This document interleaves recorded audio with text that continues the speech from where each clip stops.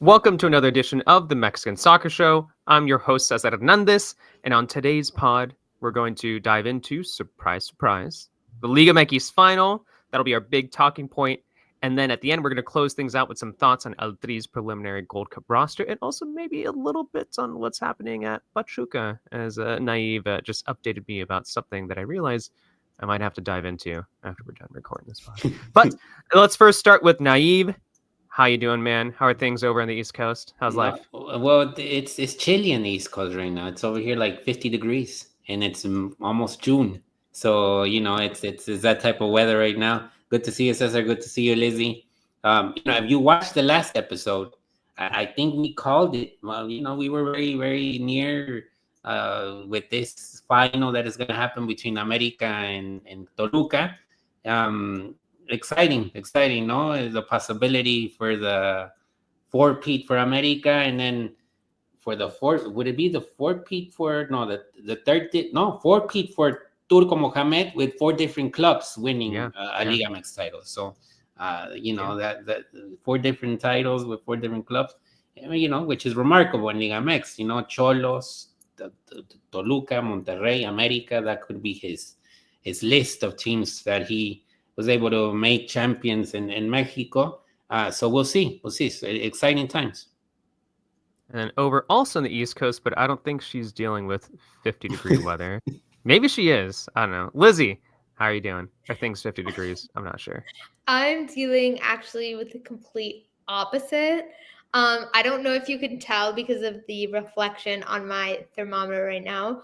Um, my AC is not working. It is currently Oh no. 81 degrees in my apartment right now in sunny South Florida. Ay, ay, ay. I envy you and your 50-degree weather. I so wish I could use a sweater. I so wish I knew what a sweater was. I don't. I don't use one. I don't own one here. But yeah. Otherwise doing great. Very eager to chat through all things and especially the final. What do people say that that sometimes the U.S. is a country that masquerades as a continent because of the size of Mm, the country, which says a lot about both here on the East Coast, but just like experiencing Yeah, entirely different like climates different. going on. very different. I'm But so jealous. But let's dive into the big talking point. And basically, if you are not an America fan, if you're not a Toluca fan, then you're also very jealous about the Liga MX final. So we're actually recording this a few hours before the first leg. So this would be more of a general thoughts and bigger perspective on the final series as opposed to specifically talking about, the first leg and tactics and whatnot. But really quickly, tonight, Club America hosting in Mexico City. Actually, a really cool but aging stadium. And then on Sunday, we've got the second leg in Toluca. Nayib, let's start with you. General thoughts on the final. General thoughts on these two finalists. Feels like an appropriate final with the top two in Liga MX standings. Just what comes to mind when you think about this game? Alexis Vega's playing pretty good. No, I think what he did Yeah, with yeah. Tigres was special. The precision and his passing and the goals. That sort of leadership quality that we have not seen so much in his career. It's sort of like it's standing out. He's comfortable. He's crying when Cardoso praises him. So you see a little bit of everything with Vega. We've seen pretty much the whole spectrum with him. And I think even Lizzy's laughing because that's the observation I got Even from even even, even Alex. Lizzie's crying. Who's But so funny? so that's the thing with Alexis right now. He's the man of the moment, and it's good. It's good for Mexican soccer to have him at that level. Jardines spoke highly of him in the media day. Mhm. He said something along the lines that this is a quality player since he was an Olympic team. So I think that this is his moment. This is a sort of moment where you outshine the promise and you become a reality. And if he does well in the final, I think it will be very difficult. We'll see what Vasco Aguirre does because let's be honest, Alvarado did really well in the Nations League, Yeah. Mhm. and so to bench Alvarado, it's not gonna be easy, and so we'll see what happens with Vega. But I think that's one thing. And from the side of America, I mean, it's just a consistency. I mean, I think that they've done it so many times in the Liguilla that it's just natural to them now. So they don't get scared in the the way that Cruz Azul scored in that second leg. You thought it was over. I mean, they kept going and going until Mier did the mistake, and look what happened. But it's a team that really knows how to play these games. Yeah, let's focus on America. Let's start with them, Lizzy. Let's get your thoughts on this America side, because it's interesting. Nayib was talking about the media day there, where America has done so well that Jardine, I think he said that like they're treating this as if they're trying to win their first title again, which Mhm. says a lot about a side that's won back to back to back titles, now looking for a fourth title, and it says a lot about this mentality, which is like, all right, we have to like reset things and like in their minds of sorts. But what are your thoughts on this America side, just in general, heading into this two-legged final? I think it's astonishing. We often think about motivating a player to win and how competitive athletes obviously always want to win. They have competition in their veins, but I truly think it's easier to motivate a loser than it is a three Hmm. consecutive time winner. Yeah. And the way Cardine has been able to keep these players aligned in what he wants to be doing on and off the field and keeping these players extremely motivated to win something they already have before. I think obviously there's talent, obviously these players are great, but I think that's the real magic of this team, and I think that's the real magic of Jardine and his coaching staff, is the way that they've been able to instill a particular mentality into this club and into these sets of players. Now, on the field, I think it has an astonishing kind of sense on its own, because kind of like last tournament, they haven't been in their best moment at Hmm. all. Hmm. We've seen Hmm. injury after injury. I think to a certain extent, I would make the joke that after every regular season game, there'd be like a comunicado, like of medical comunicado, where it's like Yeah. X player is injured. And I would joke and say they sold their soul to win the three-peat. And so this is now the devil coming back in, cobrando, like getting even. And yet they've managed to make the final in an incredible fashion. And I think that shouldn't be taken lightly. They didn't have great moments during a game, but they never gave up. They never sat down and sat back. And I think that is Jardines doing, combined with the potential and talent that this team has. So I don't know. I think each and every tournament since they started winning is just another example of how they face adversity and how they're able to overcome challenges that I don't even think they knew they could overcome. There's sports psychologist, and I'm really annoyed that I'm forgetting her name. But she mentioned that after losing so many tournaments in a semifinal or in a final, once they started winning, they adapted this shark mentality that once they see blood, they're after it. And for him to be able to keep that going for 4 consecutive tournaments, I'm just completely in shock. Whether they win or not, I think the merit still speaks for itself. 4 Yeah. consecutive finals is crazy. Yeah. I think there's something I'd be curious to hear your thoughts on that, Nayib, because I feel like that's a big talking point for me when it comes to the America side is the team's mentality. I mean, Jardine recently, I mean, he was in the stands. He was up in like one of the suites because of like the red that he got, right?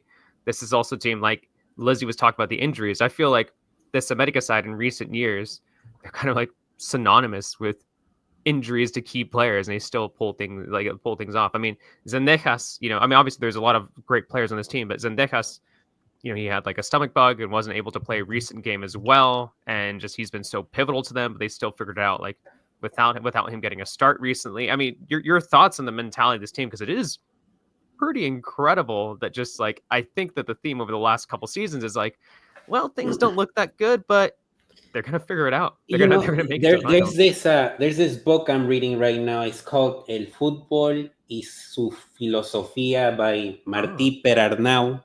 Martí Okay. Perarón now has written a lot of books on Pep Guardiola in Bayern Munich and his time in Man City as well. And also I think some when he was in Barcelona. So he's followed Guardiola a lot, but this book specifically about soccer and philosophy is connecting it to the soccer minds. Maradona, Valdano, Menotti, Ancelotti. I mean, it's fabulous. It's a short read, and you sort of understand a little bit about the game and the messaging, that happens in the dressing room.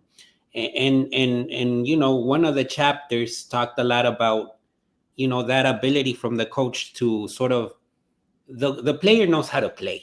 They know how to do a cross, they know how to score, they know tactics 4-3-3, blah blah blah. But what you got to do as a coach is to sort of get the emotions out from them, for them to actually go out to the pitch and be excited to be a part of something. And I think what Jardinet has done with America is exactly that. The players understand that this is not just about winning a championship. This is about being in the history of Mexican football forever. And I think you see that a lot in Henry Martin, for example. Henry, when you think about it, he's not your Cuauhtémoc Blanco or your Jared Borghetti, your Chicharito.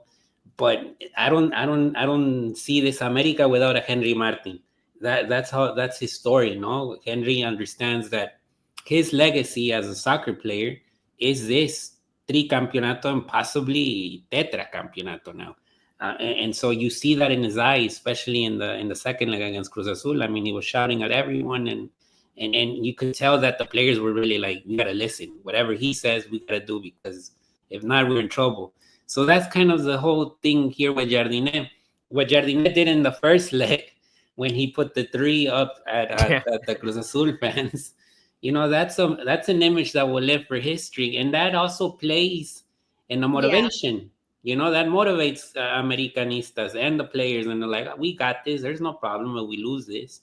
And I think you saw that in the second leg. In the first half, America could have scored 3 or 4 goals.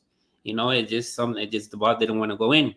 But I think that's what makes this team special and very hard to beat. And it's very unpredictable as well, because I think that Jardinet has been able to use all of his players. Who would have thought that Borja was going to score the key goal in the semifinals? And it could possibly be Chicote Calderon being the star in the final. Right. And Chicote, I think, didn't even play that much in the series against Cruz Azul. So that's the capacity that Jardinet has to have those players ready at any given moment. I think it's really interesting you mentioned that gesture moment, because Club America is such an interesting team within the scope of Liga MX, I find, in that you have to know how to play into the villain concept of the team as a whole.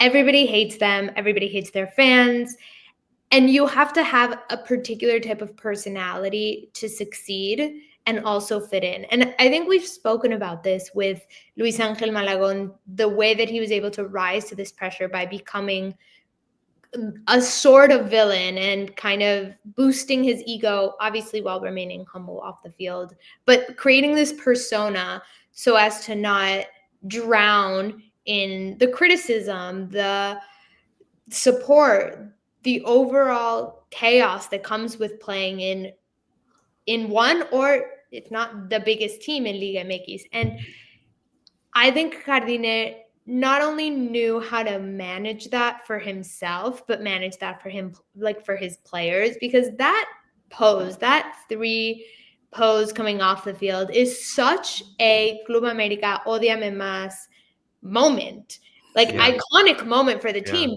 But that is a foreign coach, I may add, who came in, understood the psychology, the mentality, and the true meaning of what Club America stands for in the eyes of other teams and other fans. Think about Tano, for example, beyond his techniques, but this even-tempered, wouldn't react on the sidelines, one way or another, whatever was happening, straight-faced, monotone. That didn't connect with the fan base, because that's not what Club America fans are. That's not what Club America players are like. And so now you have a coach who they respect, but they also see themselves in. Like, that also plays to his brilliance, I think, coming into the situation. It is not a very easy team to survive and thrive in at all. I think that's an excellent point because when I think, I mean, I was born in the late 80s, grew up watching Mexican soccer in the 90s. Because when I think about like the prototypical kind of like Club America player, it's Blanco, right? Yeah. And it kind of like ties into that exact kind of like thinking and mentality. And when I think about, at least within the last, couple decades, like who is a, prototypical kind of like America manager, it's Piojo Herrera, Yeah. right? You know, for all of his faults, tactically and some stuff off the field, that kind of like goes into that kind of mentality, that kind of vibe. So I like that you brought that up because it definitely focuses on that, right? It definitely like Yeah, yeah. highlights that kind of like and yeah, by him and like 'cause sometimes you know in in soccer you look at you just look at a summary, you're just like, oh, a coach got a red card. Immediately your brain thinks like, well, that's bad, right? But like in a lot of instances, and it's not just in the soccer world, but a lot of like the sports world, whenever a manager gets thrown out, whenever a manager gets kicked out of the game, it's almost as if they're like supporting their players in a way, and that can like fire up players. Yeah. That can really, really fire them up. So that's pretty significant for the team right there. And now you look like you're about to say something. No, no, no. I mean, what Lizzy said. I mean, that aspect of Odiame Más and such an iconic moment. I mean, agree. I think that's one of those moments that will live forever, no, for Yeah, Americanistas. Yeah. And I think he felt that. It's understanding the setting and also trusting his instincts. As a manager, I think when he arrived to San Luis, he showcased that that sort that's of funny to think he was at San Luis. mentality. It's and funny to think and now. I know it's yeah, yeah, but like, is this sort of manager that understood where he stands, no? And America is a big club in North America, South America, North Americas, no? And I think Jardine understood that aspect, and he's taken it to the next level. And hopefully they're able to qualify to the Club World Cup now. That they will have this opportunity, because that will be a great moment for Jardine as a coach, but also for America, to go into that tournament and actually do something serious. No. Yeah. Before we move on to Toluca, I want to ask each of you what comes to mind when you think about what a title would mean for America. What does, especially a title which would be a fourth in a row? If we're the short season era, obviously that's a record, but obviously in the longer season era, we can point back to Chivas in the late 50s, early 60s, when they won 4 consecutive titles. But Lizzy, let's start with you. What would this title mean for Club America? Legacy. Yeah, It immediately thought of that word. I think they would redefine new heights in this league, previously unthought of in the short form tournaments, obviously never have been done. And it's interesting because I don't think any of these, if they were to win, I don't think any of these trophies or the journey to these trophies kind of resemble themselves in any way. Each has had their moments, their difficulties. The first one, I would argue, had the easiest path, and it was kind of foreseen that they should have won. Like, I don't know. I think all in all, I think it is like a test to their resilience, their consistency, and overall enshrining themselves in the history of Club América and Liga MX. yeah. Nayib, your thoughts? Because I agree with that. Dynasty comes to mind for me. Yeah, Is a legacy, word that comes to mind. dynasty. But I yeah, think consolidation, because mm, they're in a certain moment right now, America, where you can really make something special, for the next 20 years. And so when you have that opportunity, you really have to be very careful. The coaching is one of them. Henry said something along the lines of like, Jardine can be the Ferguson of America. So that's a possibility there. But also, the consolidation of the academy. You know, seeing more players coming out from the academy. You know, of the sorts of Edson Alvarez. You know, will be important, I think, for the club. You know, they can still go out and buy, you know, like Kevin Alvarez and Chiquito Sanchez from Pachuca, but I think that's important. And you know, the having a good eye with the foreigners that you bring in. I mean, if you were able to bring in someone like Fidalgo, that, you know, was prepped in Real Madrid Castilla, so in that sort of setting, you know, you can do that, no? And I think you need to sort of zone in more on those type of catches that are not, you know, $15 million transfer fees. I mean, you can get someone at a good, reasonable price, so and get a special player. So it's consolidating, you know, the idea of how you want to, you know, act with this sort of a successful run you have right now. Yeah. 100%. All right. Well, let's now Crazy. move. Oh yeah. What was that? Sorry, we all sound very eloquent, like, which is great. But also, this is insane. Like, I think we need to like address the fact that this is actually crazy that they're Yeah, getting back to this back to way. back to back. Yeah, yeah.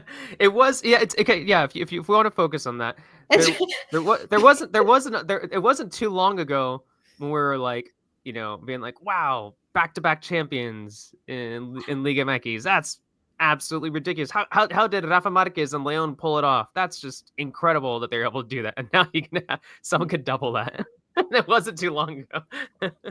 No, that's crazy. Literally nothing else to say but like, wow, that's Yeah. wild. It is wild. It is. Well, it's not cemented just yet because there is an opponent that they'll be facing, which will be Toluca, obviously. A Toluca team, which, I mean, they've been fun to watch. Defensively, a little not entirely convinced about them. I'm not entirely convinced about their goalkeeper situation. But Nayib, I want to start with you because you've mentioned Alexis Vega, who we'll see if he can step up for old three. But, you know, with Toluca, as this, I think, is his first season as captain, you know, he's really, really stepped up. Him, Paulinho, I mean, those two right there, they've just been absolutely brilliant.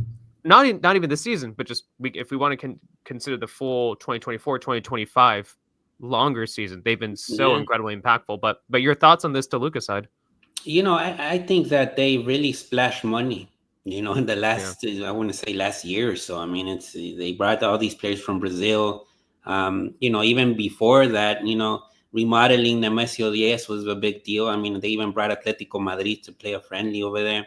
So they've been, you know, it was meant to be at one point that they were going to be in a final and be very competitive and you know, reminisce those days when it was Cardoso, Vicente Sanchez, and all of them, and they would always beat, you know, most teams in Liga MX. It was a constant when Ojitos Mesa was a manager. So I think that it's a, you know, a result and a price for investing, no, and for really putting all the como se dice, todas las canicas there. I mean, it was like Yeah. this All the is a marbles. moment, Yeah. all the Yeah, all the marbles. eggs in one basket. Yeah, Yeah. and you know, That's Love bringing in Island's favorite Paulinho, quote. bringing in Paulinho from Portugal was important, you know, and he's responded pretty well. You know, and now with Alexis, that, you know, he came back to a place that was home for many years, and he's really stepping up and doing special things. No, also a shout out to Marcel Ruiz. You know, a Yeah. lot of talk Yes. about him Yes. as a young Mex. Well, he's still a young Mexican midfielder, but he's been playing for so many years that you don't realize that he's so young. So it's also a very, very important final for him, no, as a confirmation of his level, no. Where is his level when he's playing against Fidalgo and Jonathan Dos Santos, no? So it's gonna be a big test for him too. Yeah. It's really interesting with this Toluca side too, just because, you know, I feel like traditionally speaking, yeah, I think we think about like Cardoso and whatnot, and them winning those titles, and you look at the all-time list and realize like, oh, they're actually like third in line. Like actually, like this is a team that's won a number of titles, but they haven't won anything in the last 15 years, and obviously they tend to be overshadowed by the actual, you know, equipo grandes that you can say in like Mexican soccer. So they haven't really cracked into big team status, if you will.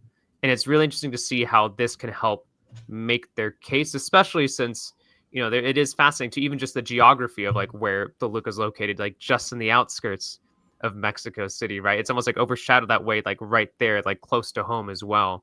But Lizzy, your thoughts on this Toluca side, your thoughts on Toluca in general and heading into this final. Yeah, I'm not surprised. I think when we last spoke and you asked who would be the winners, I said Toluca. They had been having a great run, not just this tournament, the tournament before that as well. With Baiba, I believe I was pretty shocked when he left. So they've consistently been performing. I think, as I mentioned, a testament to the investment level, to the attention level, because it's not just about money, but it's also about kind of paying attention to those little details within the team. So I'm not necessarily surprised. I'm continuously impressed, but not necessarily surprised. I think with Alexis Vega in general, I'm very happy for him to be reaching these levels. I think it definitely speaks more about the environment at Chivas than it does, I think, the player. That is a topic that we could dive into in a whole different podcast all on its own. But I'm glad for him to be able to get out in the kind of correct moment to salvage his career. He's still young. He's still able to keep growing and keep proving himself, still have an active role in the national team. And I think I'm really glad to see this kind of like redemption arc from his villain era over at Chivas. So that's pretty exciting. Obviously, I laughed when he mentioned that he was crying. Not so much for the act of crying. I think that was great. It's just the way you listed that off was so funny. Like the comedic was perfect. Listing like kind of like listing his achievements and just like, yeah, I cried and on national television. Like who hasn't done that? So that was really funny. But no, I think when talking about this team, the way they were able to unleash Alexis Vega's potential is something so great to see as a fan and obviously reporter of Mexican soccer. If it benefits Toluca, it also benefits Mexican soccer. So that's pretty great to see. I personally couldn't have asked for a better final. Had it been Toluca Cruz Azul, I think it would have been a little bit more predictable. Because at some point Cruz Azul is going to mess it up, and they did. So no, I think now it's at this point, history aside, I think it's a battle of two giants in this tournament. And so I'm personally very excited for this game or this series, I mean. Yeah, no, the quality will be there the 180 minutes. I mean, it's gonna be, 100%. on all the positions from both sides, and I think the fact that it's closing in Toluca with the crowd, and it does play a role. I mean, I've seen they call it La Bombonera for a reason, and you do see that effect going on, and the players feed off of it. So it's not going to be easy for America for sure. It's on my bucket list. I I would yet to go, but it's on my Yeah, bucket dude, me too. Actually, that's like, I think credit needs to be given to the Lucas fan base as well. Just like I think people talk about like Rayados and Tigres, and on the big games, obviously, with like the bigger clubs like Chivas, America, Pumas, Cruz Azul, like on big game like situations, their crowds are also like great. But like I don't know how like Toluca goes under the radar, because you look at those home games in that stadium that's been renovated, and you're wondering, you're like, is this actually one of the best atmospheres in like Mexican soccer? Like it looks incredible every single time you see those games. But yeah, that's something I would like to go to like one day. But what I was going to go back to is like, I'm glad that you mentioned the investment, Lizzy, because it was interesting. I somehow stumbled upon this, but there was someone who used to work for West Ham that like somewhat like kind of know, but I saw that currently they're working on and setting up what they deem to be, I don't know, whatever this is actually, but it says like the first player care department in Liga MX, which is in Toluca.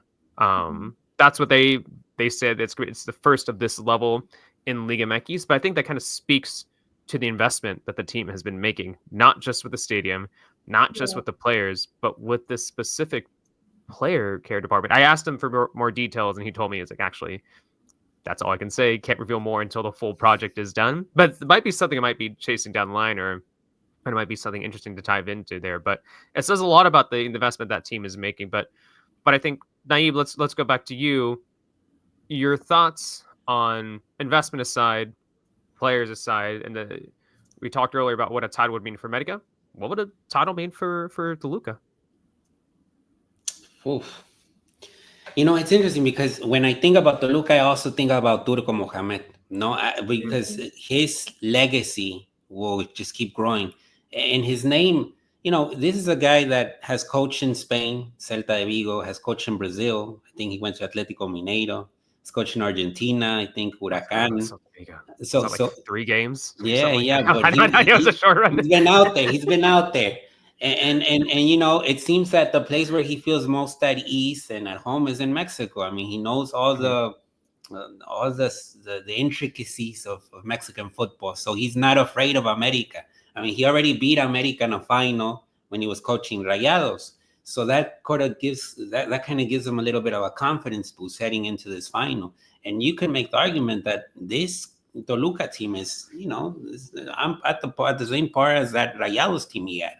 So I think that for Toluca, it will be the return, their so coveted return into that sort of group of the Grandes de Mexico. Yeah. But I think this doesn't happen without Turco Mohamed, because I feel like with Paiva, they lack something. You know, he was a great coach, but they were missing something. And I think when Turco arrived, he found ways of molding Alexis Vega into the player that he is now, but also bringing the group together. Making a lot of the training sessions weren't so sophisticated. He simplified them a little bit with more stuff to have fun, more playful drills, to call it out loud.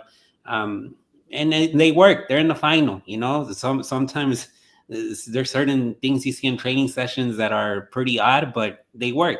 One time I was in a training session in MLS in Florida, and Nashville was doing boxing drills, and the players were having fun, and they were getting to know each other, and I think that season Nashville made the playoffs. So a lot of things work. Sometimes crazy things make the difference, and for the good or for the bad sometimes, but most sometimes for the good. For Toluca, definitely did it for the good because they're in the final.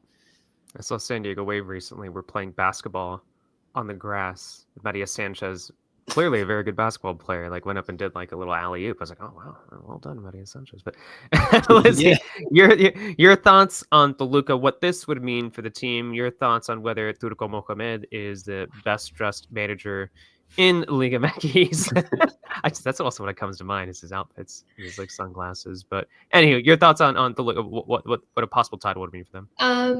I think reward. I think the reward for the investment, the reward for the attention, and for the way every player has kind of played into believing in this mentality. I also think it sends a good message beyond obviously just Toluca, showing other Liga MX teams that if you invest in your smaller, again, I'm going beyond the gigantes of the league, not a diss to the size of this team. But if you invest in your club, if you pay attention and you show it a little bit of love and you water it, great things can come. And it's not just about the Rayados that spend a crazy amount of money per player, or a Tigres, or, even just a Club America to a certain extent beyond the era of Jardines. So I think it would send a good message, but it's also a reward for them. Kind of in the same sense when Pachuca would win. It's that see how you could develop your own players and still win in these leagues. Like more teams should do it. There's a reward aspect from doing all these things. And not only did they invest in the player, but as they mentioned, the renovation to the stadium, they invested in their fan base, they invested in their club. Overall, the player department, like, investing is great and it does come with results. It would be really unfortunate if it was obviously just judged by a trophy, because I do think the results come in reaching a final and beating a Tigres side that obviously has every winger underneath the equator. Every single winger in the world goes to Tigres, and so being able to beat Not the them. right striker. Sorry. At least in recent years, not in Yeah, 2015. But anyway. no, literally. But no, yeah, just reward, and yeah, I think that would send a great message to the league and beyond.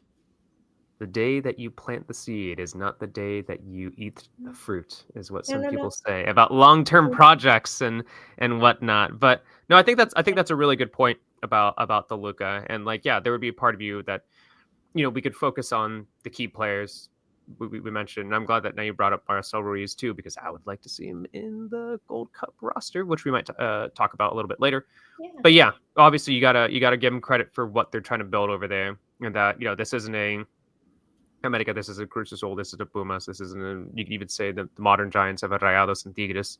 Yeah. This is a team that's really pushing, what we've seen recently in Mexican soccer, and it'd be a huge credit to what they're doing and a huge credit to their fan base as well. Because like I said, it's just, I'm really looking forward to the atmosphere that they're going to have in their home leg, just because it's going to be absolutely incredible, because it's always good too, even just during regular season games. So I'm looking forward to that. But Nayib, any final thoughts on the upcoming Liga MX final or finals? That's actually a weird time. People say final. I call it the finals. It's the finals. It's the finals. But people in Spanish, and he goes the final. They call it the final. They don't say los finales, right? And they don't call it like La final, la gran final. La gran final. Yeah, but it's like it's 2 games. Anywho, but you're bigger than one. Oh, I think so. We have 2 a year, and there's 4 games. No, I think at the start of the liguilla, I said about America winning it and Fidalgo being important. I stay with that. I'm really curious to see what type of series he has, what he's going to produce. Because there's a lot of, it's up in the air. This guy could end up in Europe in a couple of months, or he could remain in Mexico with America and keep winning, and going for the 5th probably. But we'll see. But this is the thing right now with Fidalgo, and see what he can produce. Like we said, Alexis from the start. Let's see what he can do for Toluca. And I think that's something to keep an eye on. But like I said, I think the level of play, tactically, the intensity of it, it will be a good showcase for Mexican football in general. Yeah. Now my brain's confused because I'm trying to figure out how to say 5-time champions in Spanish. There's TETRACAMPEONATO. Pentacampeón. What is it? Is that what it is? Okay, yeah, I was like, what would that mean? Like Brazil. El pentacampeón Brazil. No, it makes sense with a Brazilian to be the pentacampeón, no? There you go. Nayib's already talked about 5 titles in a row. Lizzy, your final thoughts on the Liga MX finales, el gran final. I think we're in for a treat. I will leave it at that. I like it. All right, so let's close things out here. We got about let's another 10-15 minutes. We'll see how things go with a couple other talking points. Actually, let's start first with what Nayib brought up before we started recording regarding Pachuca with Almada. Let's talk about that really quickly. Something that I'll have to dive into probably after we're done recording. But I believe you brought it up, but I think it's Almada. He resigned a few weeks before the Club World Cup. Obviously, team is unhappy about that. I think if I remember correctly, they had a statement saying he has a signed contract that has a clause that he can't just say like, "Hey, see you later" there.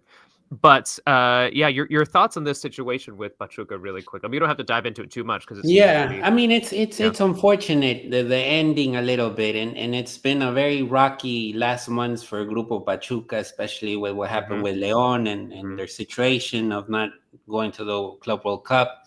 And now this, no, that there is this rumor that certain players weren't happy with Almada's sort of preparation plan prior to this tournament. You know, it is well known that Almada is very strict, but the players really wanted, you know, a little bit of a breather, a little bit of a break, and Almada was like, no, we gotta do a concentración before this tournament and whatnot. But you know, I think that it's not the best of endings, and especially if he decides to leave, you know, it's going to be interesting to see who's going to coach Pachuca in the Club World Cup. Yeah. And the same for Rayados. Rayados is debuting a coach in the Club World Cup with, you know, Dominic Torrent. So it's not the best of moments for these Mexican clubs to try things, no, because you gotta really have something planned out, or else you're probably gonna get smoked by these other teams that are in the tournament, no. So that's the issue right now with this whole thing with Almada, because at least if Almada was still the coach with Pachuca, there would have been some sort of semblance and balance that would invite you to think that the team was going to compete in this tournament. Now, you know, it's not looking like that. It's looking very shaky. I mean, but to be fair, so is Real Madrid. Obviously, different That's types a of different level. coaches. That's a different level, Lizzy. However, they're coming into it with a new head coach as well. Yeah. Maybe it's the summer of experimentation down here in, you know, American stadiums for international soccer. Yeah, that is true. That is true. It'll be interesting to see how many debutant managers are gonna do their, you know, their debuts in this Club World Cup. Yeah. You know, next week it looks like it's gonna be Xavi Alonso with Real Madrid. And Alonso did amazing stuff with Bayer Leverkusen. I mean, it was last season their Bundesliga win was just something amazing to watch. Lizzy, you'll be covering the Club World Cup, right? I will be. Or will you be covering Miami specifically? A little bit of both. So I'm going to be covering the East Coast, covering Miami through the group stage, and then beyond the group stage, I'll be taking the Southeast. So I'll be doing Atlanta, Orlando, Miami, and then I believe I'll be going up to New York for the final. So a little bit of everything. I will be covering the chaos of the tournament, which I absolutely adore. So yeah, it'll be. I love a good tournament chaos. It's gonna be something. Yeah. It's gonna be something for sure. Yeah, I Follow think it'll be Lizzy at interesting. Lizzy Becherano on Twitter and Blue Sky. Direct all of your angry Inter Miami tweets at Lizzy Becherano. You can't, because as I told Amy, and if she edits this, she's gonna laugh at me.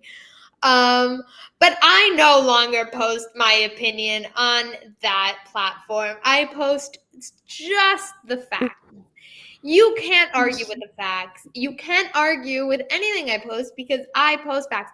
To a point where I posted, obviously I go to Inter Miami trainings, and so I post when Messi trains or not. And so I post a video and I go, Messi is training. Not Messi will be available for that game or Messi will play. I go, Messi is training. You can't argue with me. I'm Messi's training. When people will ask me, what does that mean? I go, it means Messi's training. You just join me and Nayib on Blue Sky, where we'll post something about Mexican soccer and might get one like if you're on a good day. If it's one like, I'm happy. I'm like, damn, we're moving up. You know who that like is? That's me, Nayib. That's me doing that like. I'll join. I'll give you two.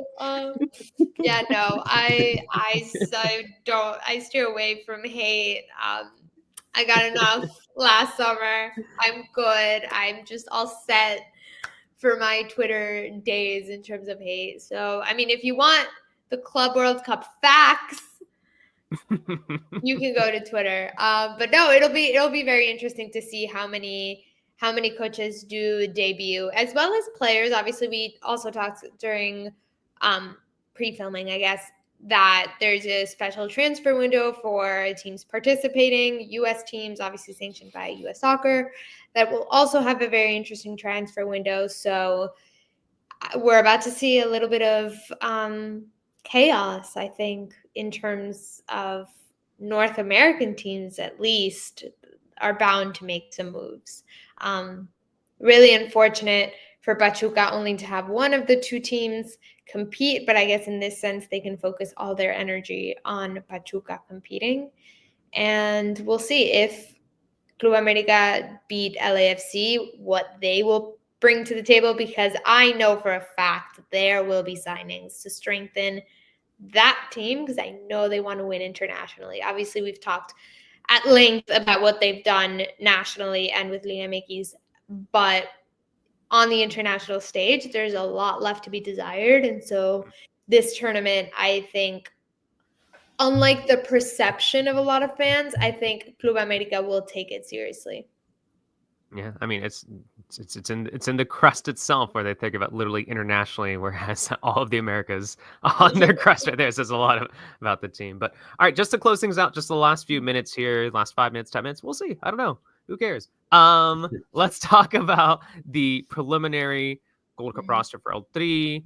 Nayib, your thoughts on it? I mean, I don't. There can't really be that many surprises when you have a 60-man list. I guess the only thing is maybe like Huesca's left out, but obviously he Yeah. has his legal issues over He had too in much fun in Copenhagen. Denmark. He had too much fun in Yeah, Denmark, and he learned the hard yeah, way. right? Stefano Carrillo's in the list, eh? Interesting. Is he really? Oh, Yeah, okay, yeah, yeah. that's good. I mean, Like you he's not said, gonna it's make it 60 though. names. It's 60 names. So I there's must have someone missed the other 59. I mean, Possible to know all. Naive, actually, you know, we're there. I see us on there. So many names right there. We made it, man. Chucky Lozano's back in the picture. So it might seem obvious that depending on the situation and who's available, of course, with the Club World Cup happening and whatnot, I think Chucky will play in the Gold Cup. Ochoa will play in the Gold Cup. So it's two players that weren't involved in the Nations League will have their chance in the Gold Cup. We already know, we already have an idea of the U.S. men's national team's roster. And they, I mean, what, Pulisic's not there, Weah's not there. Musa, McKennie's not there. Yeah. Weston, Yeah. it's I think maybe 11 or 13 players of the Nations League is in this roster. So it is a lot of changes in that one. And I think, for Vasco, the Gold Cup is an opportunity to sort of bring the team a little bit more together. Bring the aspect of the team spirit up a little bit more, with these two new faces. New in a way because they weren't involved in the Nations League, but the fact that Chucky and Ochoa are back, it is significant because these are two players that have a lot of experience, and they have been effective at certain moments in the national team. Ochoa more than Chucky, but that's the deal. But I think we'll see. We'll see what happens there. Santi, after the season with Milan, Raul Jimenez, I think one of the aspects that Vasco has improved with the national team is that there is some joy to play for the national team right now, which is not the case, for example, with the U.S. men's national team. It looks like there's no joy anymore. So, Right. right now, at least we recuperated that aspect. And of course, winning helps. But I think the fact that Vasco came in and Rafa Marquez also, it really galvanized that aspect that El Tri really lacked in the last years, which is the joy to play for El Tri. And I think that now with Chucky and Ochoa back in the picture, the feeling could increment and it could make the team better. Why not? The more options, the better.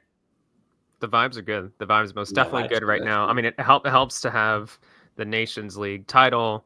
It helps to have players who seem to be stepping up. And I like the fact that we brought up like Stefano and like Carrillo, but you're even like looking at that squad and you're just like, oh, that's right. There's like some younger options there who may or may not actually make the final list, but like represent maybe someone who could get minutes, even at the next World Cup if they have a really good year, So I think that's really interesting to me. But Lizzy, your thoughts on it doesn't have to be specifically about the preliminary roster, but just about all three heading into the summer after the release of the Gold Cup squad, which I think they'll announce the final. I think it's June 4th, if I remember correctly. I'm a Yeah. journalist who's going to be covering the Gold Cup. I should know this, but I believe it is. I believe it is June 4th. Very basic info I should be knowing there. But Lizzy, your thoughts? Yeah, I think it's an interesting Gold Cup. It's a little bit complicated. We have to remember that at the same time, the Club World Cup is going on, and having Pachuca, Monterrey, potentially Club America, there won't be the participation of those players. And in a huge absence, should Club America beat LAFC, that would mean Luis Angel Malagon is not going to be included. The possibility, obviously, Henry Martin is not going to be included. Israel Reyes is not going to be included. Chiquito Sanchez. Obviously, I think it's complicated because you, on the one hand, want these players to have the experience of a Club World Cup, but we have to remember that the Gold Cup is really the last competitive tournament for El Tri before heading into the 2026 World Cup. And so obviously they're going to have several friendlies leading up. A couple have already been announced. I believe it's Switzerland and Turkey, if I'm not mistaken.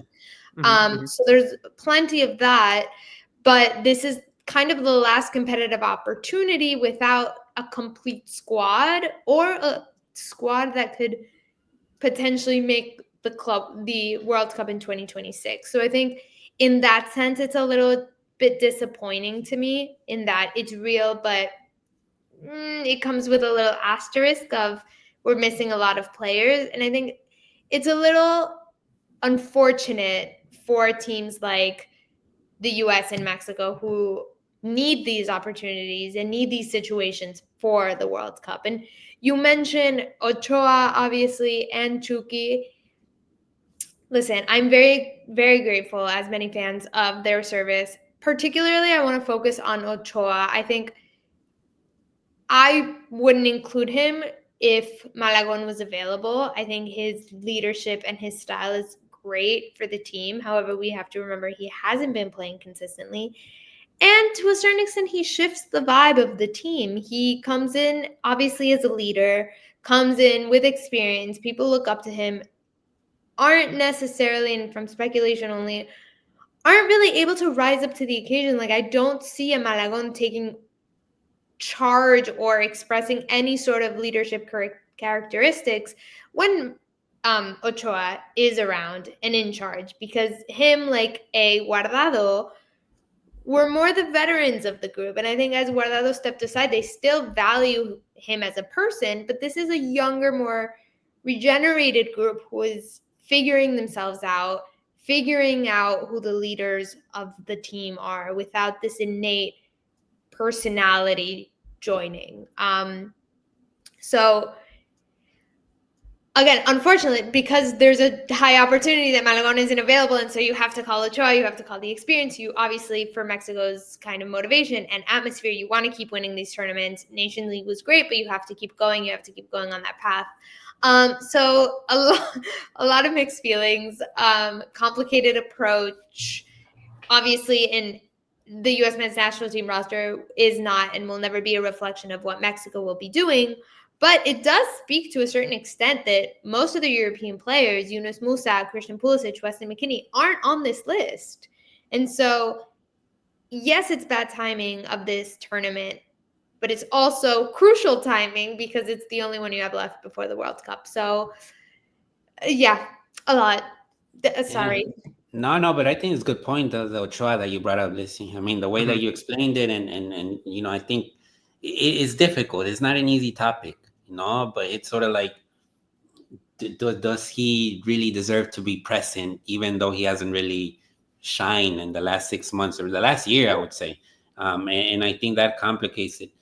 One of the things also to look in this roster, I would say that the effects of the tour in South America, in Argentina and Brazil, because there was a lot of, especially from Vasco, he wasn't pleased with certain clubs that didn't let their players go to that trip, and one of them was Marcel Ruiz. Toluca said, we're not letting Marcel go to that tour in South America. So I don't know if he's going to like say, okay, because Marcel didn't go to that tour in South America, he's not considered, because he wants to give the prize to those that actually did go to South America, like Efrain Alvarez, Rubalcaba is another one that really stood out. That's a possibility, really. I think that someone like Eric Lira really won his role in the national team in that tour in South America. And so I think we'll see him in this Gold Cup. A name that Cesar brought up the other day, Sepulveda. Yes. Considering that Henry is not available because of the Club World Cup, maybe Sepulveda might get a look in the Gold Cup, because there's just not that many options in terms of in-form Mexican strikers. So it'll be intriguing to see what Vasco really does with all this volatile moment in terms of, like, because even the rumor of Alexis Vega going to America for the Club World Cup, it's a possibility. Yeah. No, Yeah. and Alexis might be like, this is a great opportunity to play in the Club World Cup, and it might happen. Well, you mentioned players not going on the South American tour and therefore, to a certain extent, being punished and not making the Gold Cup roster. I think it's something so interesting to focus on, because I don't think it's innately a punishment from the coach saying, well, your team didn't lend you, so that's why I'm not calling you. But I think it's so unfortunate for these players, because those moments tend to be crucial. Yeah. And I don't mean to keep bringing them up, but I think it's an important reflection, as we saw with the U.S. men's national team, that January camp, and the fact that Club America didn't lend Cendejas. And now, obviously, Diego Luna impressed Pochettino during that little camp. I'm not going to quote what we quoted pre-filming, but we all know that famous quote. There's a broken nose. A broken nose. Broken nose, he wanted to keep playing. And so those little moments really impressed Pochettino. And now we saw him on the U.S. men's national team Gold Cup roster. And he's going to start all the games, eh? Yes, and I'm sure he will. And so I think that's fascinating and also frustrating from a player.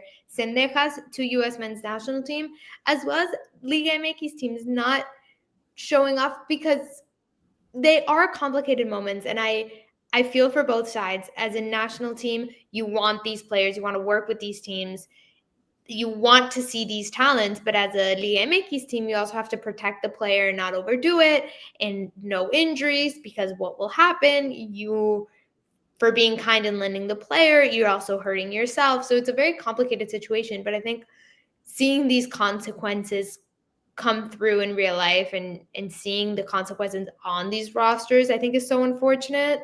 But maybe the Club World Cup gives ways to new faces, and this Gold Cup is just a January camp for Mexico, and we're nervously testing things out and experimenting new faces.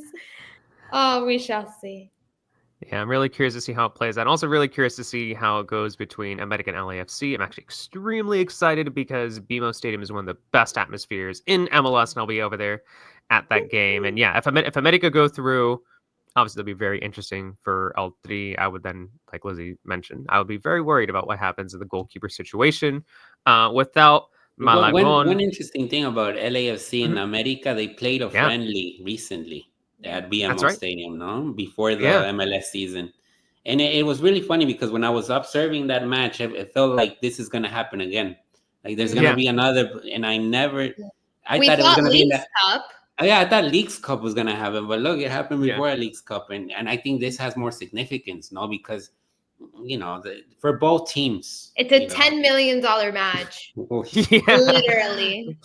It's interesting too, because like I was chatting about it with like one of my editors recently. It's just like sometimes it feels like for example, that friendly between American and LAFC, you could say the Leagues Cup 2 situation, things do feel kind of like manufactured, and you could say that this game is kind of manufactured in a way, but whatever. But there is something of consequence here of this game, there right? Is a consequence. It's a play-in. It's a play-in. It's a play-in is what it is. LAFC also, it's not blurted out, but in their supporter groups, there is a Chivas USA presence, no? That Yeah, no, it is. It is. No, it is actually. Yeah. people that cheered for that team are cheering for LAFC, and they made it their own in LA and all this. And but in the hearts, many of these adults grew up cheering for Chivas, no? And so there is gonna be that feistiness. You see it there too. I put a tweet out, I want to say it was like a couple few years ago, back when I was still using Twitter more frequently than I am now, and it's just like occasional like post and like run away. But like I remember like putting out like kind of like a survey, just because I assume a lot of people who followed me followed Mexican and American soccer, which is like, all right, Chivas and America fans, Galaxy and LAFC fans, like which like, I just put it out there, it's like who's more associated with who, and it was like a significant kind of like you would have Galaxy fans who would, it would be LAFC fans who rooted for Chivas, Galaxy fans who rooted for America. So I do it's interesting kind of like mixture right there. I'm sure there's a lot of like mixture in between those two fan bases too, and I'm sure there are a lot of fan bases who like root for the other. But I think there is something to be said there when it comes to those two teams, and yeah, and that'll be for those watching too that game. It'll be a fascinating atmosphere too, because as I've mentioned before in the past, like I've gone to a number of like MLS games, but for LAFC and also El Tráfico in general, it feels like an L3 match, an L3 friendly. I guess in the US, maybe it's like not that surprising because a lot of Mexican American fans, but like that coupled with the America fans, it's gonna be. I mean, it's gonna be. I'm very And I excited. think they did slotted a certain amount of tickets, no, for Americanista. So it's Did gonna they? Yeah, they have look, to. Yeah, they have to. Yeah, it's gonna not. I'm not gonna say 50-50, but there's gonna be an Americanista presence in the stadium. yeah. I think It'll it's be really good. interesting. Probably will offline this conversation, but I think it's really interesting the way they chose BMO as home field. Yeah, yeah. Well, yeah. Well, That is they interesting. say that the big stadiums were already taken, and that you needed a venue right away for that certain date, and the only one available was the BMO, BMO yeah. stadium. No, of course, America really wanted the game to be in Mexico. Yeah, interesting. Well, before CONCACAF and Gianni Infantino Alguien closes se the llama pod. Benjamín. Alguien se llama Benjamín. Yo. We'll end the pod there. But thank you to Nayib, thank you to Lizzy, thank you to producer Amy, thank you to the listeners.